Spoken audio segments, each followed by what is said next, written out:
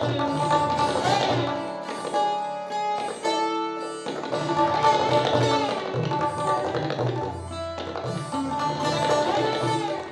Sky news global देख रहे हैं आप। मैं हूं आपके साथ हुज़ैफा को। आज हम आपको लेकर आए हैं ऐसी जगह जहां महाशिवरात्रि संगीत सम्मेलन हो रहा है। 2022 के साल महाशिवरात्रि संगीत सम्मेलन है। इसका आयोजन किया है सरगम मंदिर और प्राचीन कला केंद्र ने। इसकी शुरुआत हुई थी पिछले 58 सालों से। पिछले 58 सालों से सरगम मंदिर इसका आयोजन करता आया है। तो चलिए आज दिखाते हैं हम आपको क्या कुछ खास है इस बार।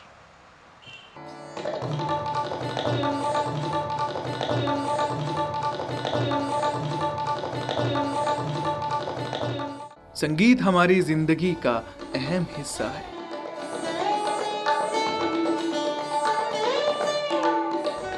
संगीत के बिना मानो जिंदगी अधूरी है, बेजान है। संगीत वो है जो मन को तंदुरुस्त कर दे। जब ये संगीत ईश्वर के साथ जुड़ जाता है तो भक्ति बन जाता है। आज के दौर में जब युवा हिप हॉप वेस्टर्न कल्चर को अपनाते जा रहे हैं तो वहीं हमारी भारत की संस्कृति से जुड़ा क्लासिकल संगीत आज भी सबका मन मोह लेता है और झूमने पर मजबूर कर देता है।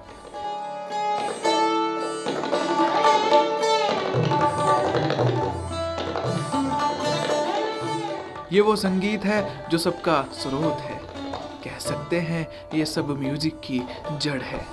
बड़े बड़े विद्वानों का कहना है कि अगर इसमें आप कामयाब हो गए तो आप कोई भी म्यूजिक में महारत हासिल कर सकते हैं। तो आज हम आपको शिव भक्ति से ओत-प्रोत महाशिवरात्रि संगीत सम्मेलन 2022 की वो तस्वीरें, वो पल दिखाएंगे जिसमें संगीत ने सबको समेट लिया, मानो सबको अपनी बाहों में ले लिया हो। और इस संगीत ने हर इंसान की रूह से अपना परिचय बखूबी खूबसूरत तरीके से कराया। इस कार्यक्रम का आयोजन किया सरगम मंदिर और प्राचीन कला केंद्र ने।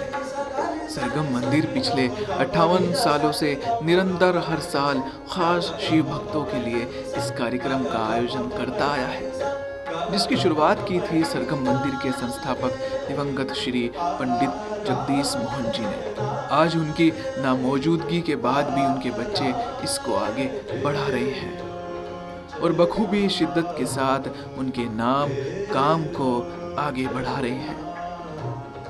इस बीच हमने पंडित जगदीश मोहन जी के परिवार से भी बातचीत की। युवाओं से हटकर सोच में तो कुछ अलग नहीं है मेरा, पर हमारा, क्योंकि जैसे सब लोग जानते हैं कि हमारा पूरा क्लासिकल का ख़ानदान है। बिल्कुल हमारे पंडित जगदीश मोहन जी, मेरे दादाजी, वो किराना घराने के बहुत विख्यात गायक थे अपने ज़माने के। तो उसी परंपरा को मैं आगे ले जाना चाह रहा हूँ। उसी परंपरा को आगे ले जाते आज मैं इस मंच पर पहुँचा हूँ। और हिप हॉप की दुनिया रही तो वो अलग चलता रहता है, वेस्टर्न कल्चर इंडिया में छा चुका है, बट हम चाहते हैं कि इंडिया की जो अपनी रूट्स हैं, अपना जो कल्चर है क्लासिकल म्यूज़िक का, जो बहुत पता नहीं कब से चलता आ रहा है, उसको आगे बढ़ाया जाए। बचपन से देखा जाए तो मैं करीब 4 या 5 साल का था, तब मैं कुछ गुनगुना रहा था ऐसे ही हल्का सा। तो मेरी दादी ने देखा कि मुझे, तो दादी ने उस वक्त देख करके कहा, अरे वाह क्या गा रहा है ये। तो क्योंकि मेरी दादी जानकार थी म्यूज़िक की, तो उन्होंने एकदम से मेरे को मेरे दादाजी के पास लेके गई कि इसको सिखाओ, इसको ट्रेन करो, बहुत बड़ा कलाकार बनेगा। तो उसी वजह से फिर मेरा इसमें मन लगा। फिर आगे आते 12th के बाद मैंने फिर इसको परस्यू करना चाहा, तो अब मैं इसी में ग्रेजुएशन कर रहा हूँ।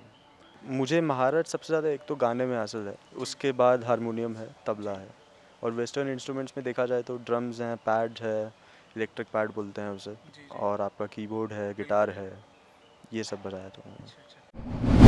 तो हमारे साथ अब मौजूद हैं रागिनी जी, जो पंडित जगदीश मोहन जी की बेटी हैं। इन्होंने आगे जो क्लासिक म्यूज़िक है उसको आगे बढ़ाया है, तो सीधा उनसे हम बातचीत करते हैं। तो बहुत बहुत स्वागत है मैम आपका। हेलो जी, सबसे पहले तो आप ये बताइए कि ये परंपरा जो ये म्यूज़िक है, क्लासिक म्यूज़िक, कैसे शुरुआत हुई इसकी? देखिए, मैं चूँकि एक संगीतज्ञ परिवार में जन्म लिया है, तो जैसे कहते हैं ना, जन्म लेते ही संगीत के बीज कानों में पड़े। तो मेरे पिता संगीतज्ञ थे, दादा भी संगीतज्ञ थे। तो जब मैं पैदा हुई तो भाई जो एनवायरनमेंट था वो धीरे धीरे रचने बसने लगा शरीर में। फिर जब थोड़ी बड़ी हुई तो हमारे घर बहुत आर्टिस्टों का जमावड़ा रहता था। तो कभी एक आर्टिस्ट आए, उन्होंने मेरा रखा, कुंदन लाल भूत जी उनका नाम था। तो हमारे घर आए, उन्होंने कुछ स्वर मुझसे कहलवाए।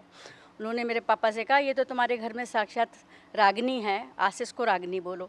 तो मेरा नाम रागनी था, लेकिन प्रॉपर मैंने जो सीखना शुरू किया अपने फादर से 6th में, और इस संस्था को 58 वर्ष पहले मेरे पापा मम्मी ने मिल के एक छोटे से प्रांगण में शुरू किया था, जो एक बरामदा सा था हमारा घर, और कनात लगा के उसमें कार्यक्रम होते थे। दिल्ली से कार्यक्रम आते थे, घर में ही खाना बनता था, सब लोग खाते थे। तो ऐसा काफ़ी साल चला। मैं ये संदेश देना चाहूँगी कि किसी भी विषय को, चाहे वेस्टर्न म्यूज़िक हो, पॉप हो, जैज़ हो, या आप लाइट म्यूज़िक में जा रहे हैं, किसी भी विधा में, फिल्म म्यूज़िक को भी फॉलो अप कर रहे हैं, लेकिन आपको बेसिक सीखने के लिए, किसी भी दुनिया का कोई भी संगीत सीखने के लिए आपको क्लासिकल म्यूज़िक सीखना पड़ेगा, वॉइस प्रोडक्शन सीखना पड़ेगा, वॉल्यूम को कैसे बढ़ाना घटाना है, ये सिर्फ क्लासिकल म्यूज़िक सिखा सकता है। इसलिए विदेशों से लोग हमारे संगीत को सीखना चाहते हैं, क्योंकि जितने सप्तकों का विस्तार हिंदुस्तानी संगीत में उतना कहीं नहीं है।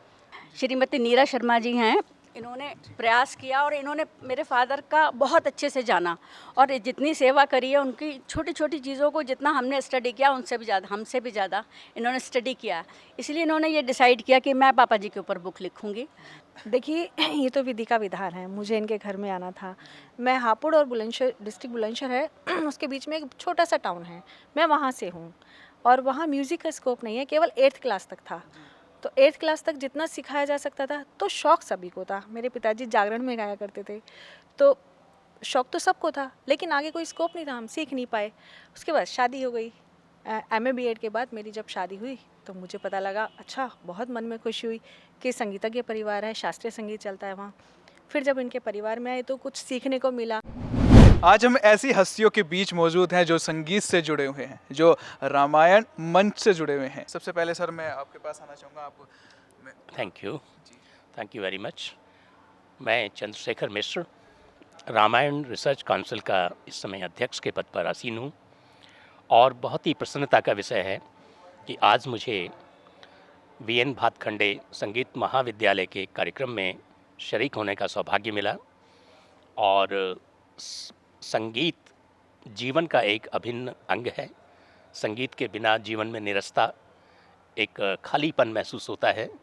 तो आज वाकई हम लोग यहाँ आकर के, मैं अपने और साथियों के साथ इस प्रोग्राम में हिस्सेदारी की, मुझे अच्छा लग रहा है।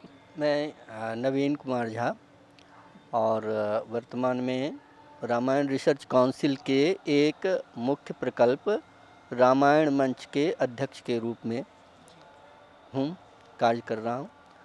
रामायण मंच वास्तव में रामायण और राम हमारी संस्कृति है। सनातन संस्कृति की कल्पना बिना राम जी के और उनके चरित्र का वर्णन जो रामायण जिसमें हुआ है, उसके बिना अधूरा होगा। मेरा नाम कुमार सुशांत है। बेसिकली रामायण रिसर्च काउंसिल का जनरल सेक्रेटरी हूँ, और आदरणीय हमारे अध्यक्ष श्रीमान चंद्रशेखर मिश्रा सर के मार्गदर्शन में काम करता हूँ इस काउंसिल में।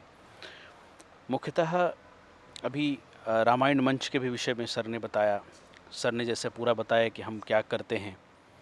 एक विषय और रह जाता है, श्री भगवती सीता तीर्थ क्षेत्र समिति। अभी बिहार में सीतामढ़ी में हम माँ सीता जी की विश्व की सबसे बड़ी प्रतिमा बनाने जा रहे हैं, और ये इसलिए है क्योंकि हम उसको एक पर्यटन के रूप में विकसित कर सकें उस स्थल को, और उसको दर्शनीय बना सकें इसके लिए। और इस समिति की जो अध्यक्षता कर रहे हैं वहीं के लोकल सांसद हैं श्रीमान सुनील कुमार पिंटू जी। वो लगातार इस विषय पर कार्य कर रहे हैं।